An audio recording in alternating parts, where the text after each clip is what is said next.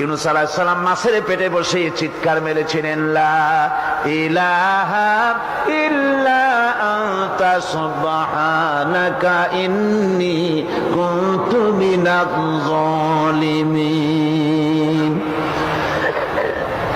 তিনি বলছিলেন, আয় আল্লাহ তাআলা, আমি তোমার প্রশংসা করছি, তুমি ছাড়া উপাস্য নাই, মাবুদ নাই। আমি তোমার পবিত্রতা ঘোষণা করছি, আমি তো জালিমদের অন্তর্ভুক্ত হয়ে গেছি। বাস এতটুকুন কথাই বলেছেন।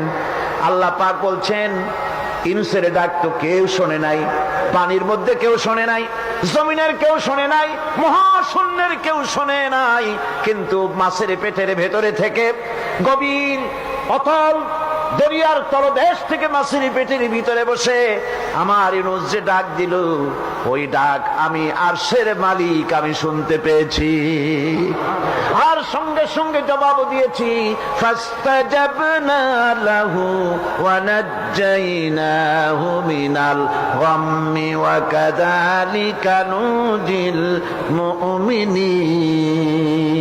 ডাকের সাড়া দিলাম, বিপদ দিয়া বাঁচায় দিলাম।